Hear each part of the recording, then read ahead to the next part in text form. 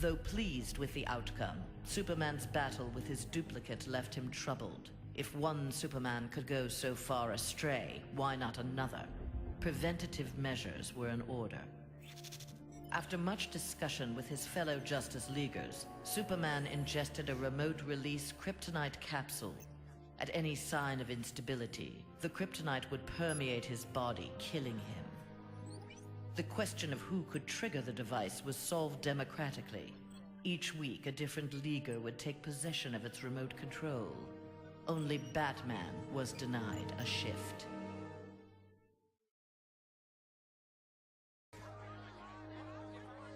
Following the battle to liberate Earth, Batman learned that Luthor had bequeathed his massive fortune to Bruce Wayne.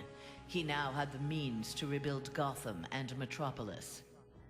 The city's residents, inspired by their hero's efforts, adopted the slogan, "We are Batman." They contributed countless hours to their community's renovation and crime prevention. The Batman of old would have stubbornly assumed these tasks alone. The post-One Earth Batman, having been rewarded for his trust in others, enjoyed his city's renewal and his role as its benefactor.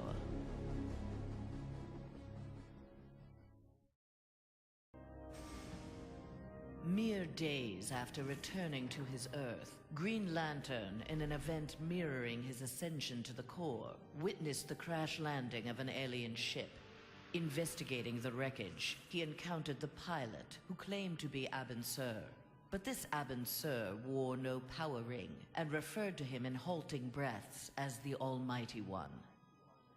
Green Lantern tried to convince the alien of their past, that Abin Sur had named Hal Jordan, his successor, as the Green Lantern of Sector 2814. But the alien died from his wounds before Lantern could learn more of him. Lantern left immediately for Oa. The Guardians were his only hope of solving this mystery.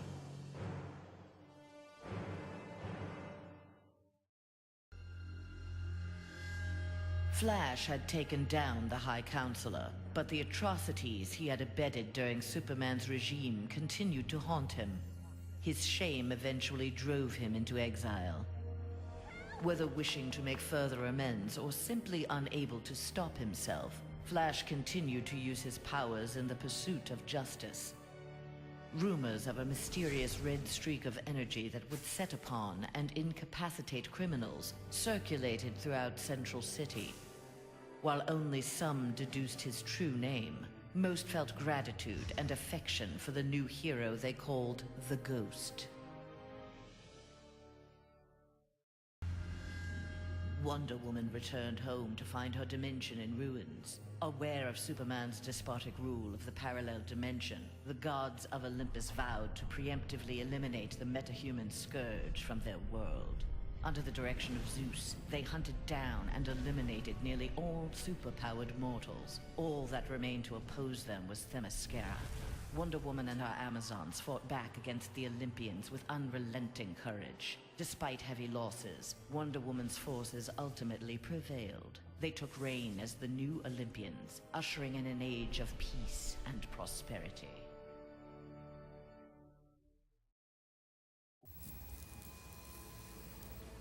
Nightwing had beaten his former boss, Superman, in single combat. Not even Batman had done that. His thirst for conflict grew. He began challenging anyone who crossed his path. Nightwing's belligerence eventually drew the attention of Sinestro. His corps was always in need of new recruits, and the young human seemed able to inspire great fear. Sinestro had his suspicions confirmed when a yellow power ring found its way onto Nightwing's finger.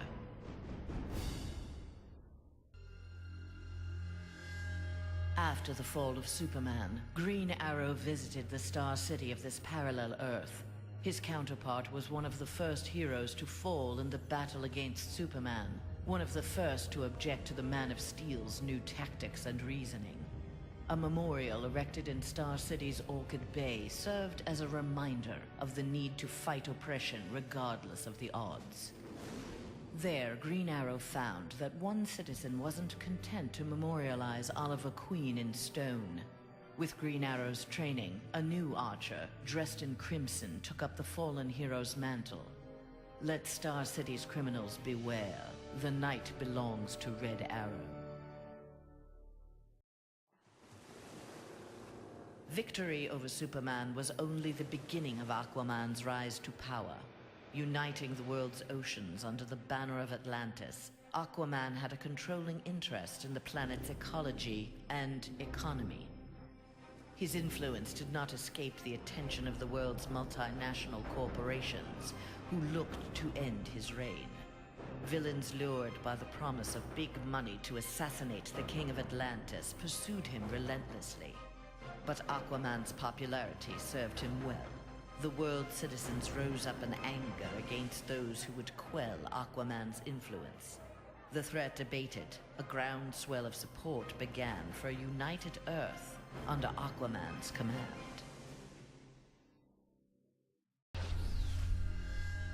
After Superman's defeat, Cyborg led the assault on the Fortress of Solitude to flush out remnants of the High Counselor's regime. The fortress was well defended, the battle intense. Cyborg was forced to use unfamiliar Kryptonian tools to make repairs to his damaged cybernetics. Enhanced with the alien technology, Cyborg found he could communicate with Superman's androids and order them to apprehend the opposition.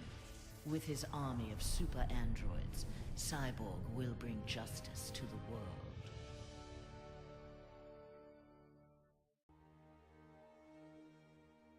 Though he had failed to elevate the Joker clan's status, Joker was convinced a similar organization could be successful in his dimension.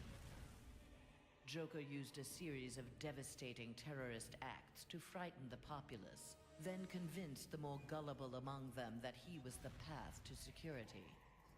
The new Joker clan soon had millions of members worldwide and committed regular anti-government attacks, wreaking havoc on the global economy.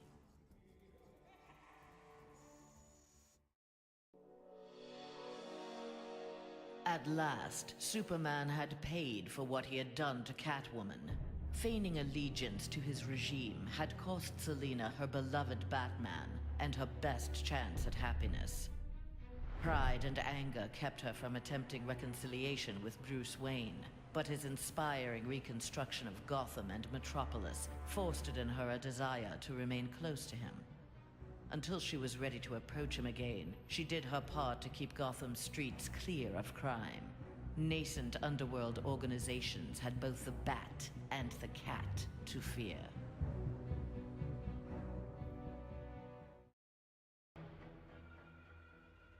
Superman had been a fool to believe Bane would willingly accept a subordinate role in the One Earth government. With the High Counselor out of the way, true leadership could begin. Bane found in Sinestro and Black Adam inspiring examples of ruthless, absolute authority. They reciprocated his regard for their talents. The three former villains regained control of the planet and formed a ruling triad that would be uninterrupted until the next phase of Bane's plan.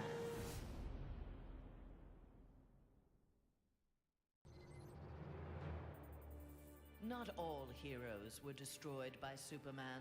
Some were actually created by him. A technology wizard, Barbara Gordon had eluded detection by One Earth intelligence, feeding information to the insurgency under the codename Oracle. But after the regime's murder of her father, Gotham Police Commissioner James Gordon, Barbara channeled her anger into a new alter ego. Sensing the right opportunity to strike, she attacked Superman directly. By defeating the High Counselor, she had announced Batgirl to the world in impressive fashion.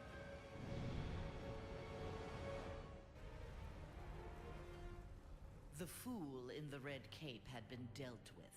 Now Scorpion would learn how he came to this place. Heretofore, only the sorcerer Quan Chi or the fallen elder god Shinnok could have summoned him. Scorpion's answers appeared in the form of Trigon, who accused Scorpion of deserting Trigon's demon army and stealing from him the glory of besting the High Counselor. The two faced each other in a titanic struggle. Scorpion emerged the victor and assumed control of Trigon's invasion force. Soon this strange new land would be his to rule.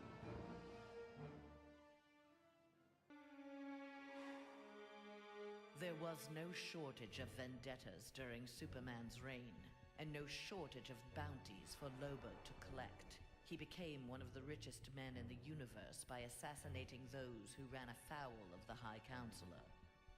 Lobo's already massive ego inflated along with his rising wealth. Lobo searched for an assignment worthy of his abilities. With so many super-powered beings already dead at his hand, however, bounties were scarce. Lobo decided to use his wealth to create his own ultimate contract. He would kill the denizens of New Genesis, home of the new gods.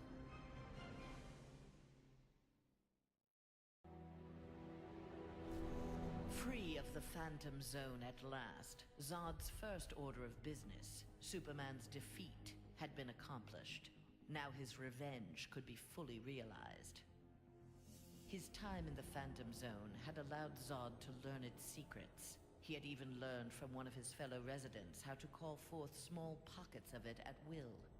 After introducing Superman to its mind-numbing emptiness, Zod claimed the High Counselorship and began to rebuild Earth in the image of mighty Krypton.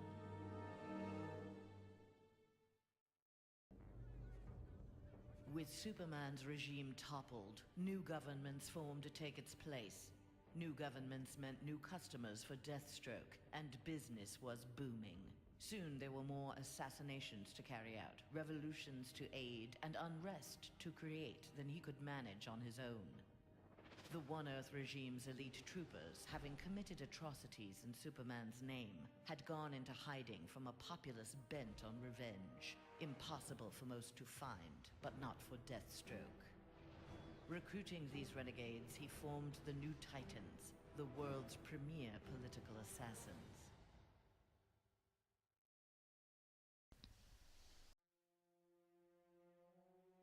The battle over, Grundy eluded capture and returned to his swamp to heal his wounds. During regeneration, Grundy found he could channel the elemental force of the Red. All animal life would bend to his rule. His increased power also allowed him to resurrect the long-lost Grey Force. Now, instead of ruling Earth's creatures, he could simply destroy them. After defeating the world's heroes, Grundy turned Earth into his version of paradise. He now rules over a gray and lifeless planet.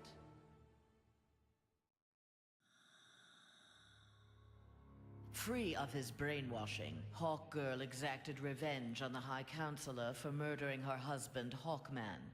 She was nevertheless sent to prison for her role in the regime. One night, she awoke hovering above her cot, glowing with eldritch light. An instant later, she stood at the bottom of a shallow crater. There, she found the source of the light, a meteorite of pure nth metal. As she touched it, the meteorite sprung to life, encasing her in nth metal. The new armor made Hawkgirl invincible. Her first act? Vengeance against those who had helped Superman capture Hawkman. Winning the battle with Superman cost Raven dearly. The amount of demonic energy required overwhelmed her. After regaining consciousness, she looked around warily. Her immediate surroundings were a hellish ruin. Nearby stood her father, Trigon. Raven had somehow called him forth during her battle. Trigon thanked his daughter. He then summoned an army of demons and set out to destroy the rest of the planet.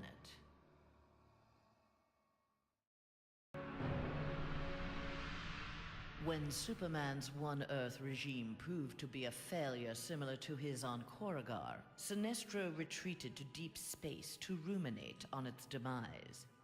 Fear had long seemed the most powerful of the emotions with which to bring order to the universe, yet it had not been enough.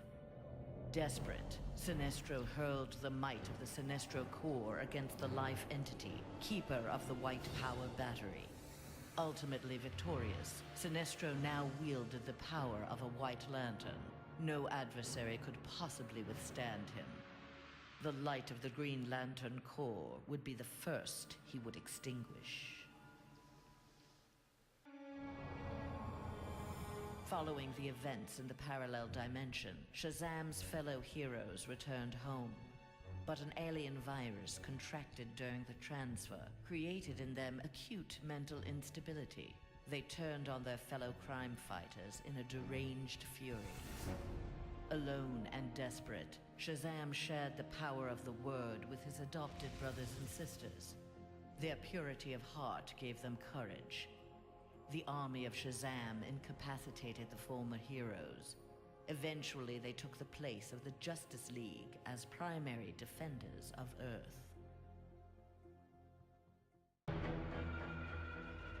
The defeat of Superman taught Black Adam one thing. Most of Earth's denizens were too weak to adopt Kahndaq's visionary form of government. He returned to his homeland with a new plan.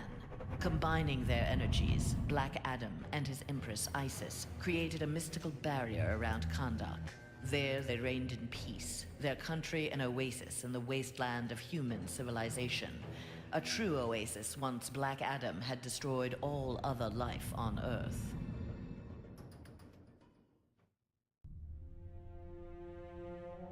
Free of Superman's control, Doomsday eradicated the remaining metahumans. He then manipulated technology in the abandoned Fortress of Solitude to terraform the Earth. It soon resembled prehistoric Krypton. At last, it felt like home. After a few years of exterminating humanity at his leisure, however, Doomsday needed a challenge. Having assimilated Superman's ability to fly, he headed for a nearby space sector. He had heard rumors of an opponent worthy of his attention, a Caesarian mercenary with a taste for violence. Doomsday was eager to meet this Lobo in battle.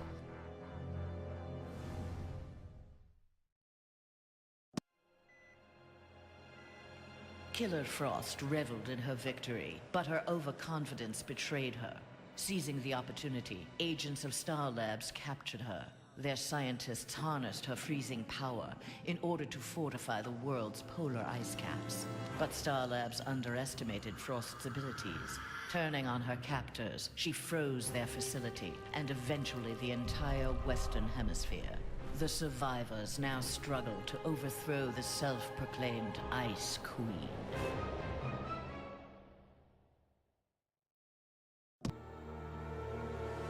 Superman's defeat did not work to Ares' advantage as he had planned.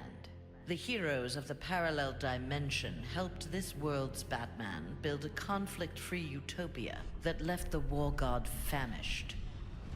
On the brink of death, Ares managed to imprison Brainiac 5. He forced Brainiac to create a time loop beginning with the other dimensional heroes' arrival and ending just before their victory. In this pocket of time, Ares flourished. Endless war was his to savor.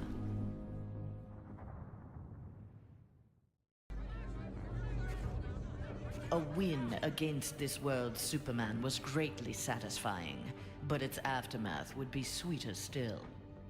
Luthor had traveled to this dimension to convince its residents that he was their Luthor, who had miraculously survived the High Counselor's globally televised attack on him. Beloved before, the triumphant Luthor was now worshipped. He was elected President of the United States, but soon looked to further consolidate his power. The defeat of Superman filled Harley with confidence. She knew what she was capable of and knew what she wanted. She traveled to the Visitor's Earth and freed the Joker from prison. Returning to her world, they married in a ceremony that set Gotham ablaze. At the reception, the cake-cutting ceremony took a gruesome turn. As her new husband playfully mashed her face into the cake, years of abuse took its toll. Something in Harley snapped. she used the ceremonial knife to slash Joker's throat. Still wearing her wedding gown, Harley now resides permanently in Arkham Asylum.